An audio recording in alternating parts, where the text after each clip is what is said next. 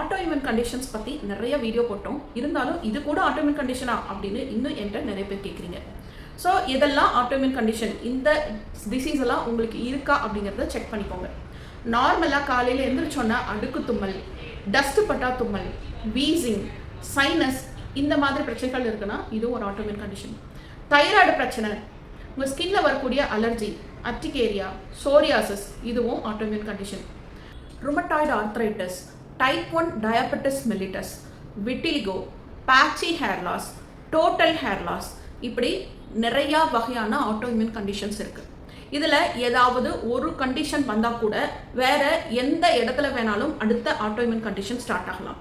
இந்த வீடியோ பார்த்துட்டு இருக்கவங்களுக்கே தெரியும், உங்களுக்கு தைராய்டு இருக்குன்னா அதோட சேர்த்து உங்களோட பிரச்சனை தும்மல் கூட சேர்ந்து இருக்கலாம், வயிறு ரிலேட்டடான இரிட்டபிள் பவுல் சிண்ட்ரோமாக கூட இருக்கலாம், இல்லை ஸ்கின்ல வரக்கூடிய அலர்ஜி ரிலேட்டடான பிரச்சனையாகவும் இருக்கலாம். ஏதாவது ஒரு ஆட்டோஇம்யூன் கண்டிஷன் இருந்தாலும் அது வேறு வேறு ஆட்டோஇம்யூன் கண்டிஷன்ஸாக அதனோட பிரான்ச்சஸாக வேறு வேறு ஆர்கன்ஸில் விட்டுட்டே தான் இருக்கும். ஸோ இதனோட ரூட் காஸை சரி பண்ணுறதை விட்டுட்டு உங்களுக்கு தைராய்டு வந்திருக்குன்னா அதுக்கு ஒரு மாத்திரை, தும்மல் வந்தால் அதுக்கு ஒரு மாத்திரை, விட்டிலிகோ இருந்தால் அதுக்கு ஒரு மாத்திரை, அர்டிகேரியானா அதுக்கு ஒரு அலர்ஜி டேப்லெட், இப்படி போட்டுட்டு இருந்தீங்கன்னா எந்த ஆட்டோஇம்யூன் கண்டிஷனும் கியூர் ஆகாது. லைஃப் டைமுக்கும் மருந்துகளை போட்டுகிட்டே இருக்கிற மாதிரி இருக்கும். அது மட்டும் இல்லாமல் இந்த ஆட்டோஇம்யூன் கண்டிஷன் உடம்புல இருக்க அது வேறு வேறு ஆர்கனை அஃபெக்ட் பண்ணிகிட்டே தான் இருக்கும். ஸோ இதனோட ரூட் காஸை ஹோமியோபதியில் ட்ரீட் பண்ணணும்னா இதை கம்ப்ளீட்டாக பாடியிலேருந்து போயிடும்.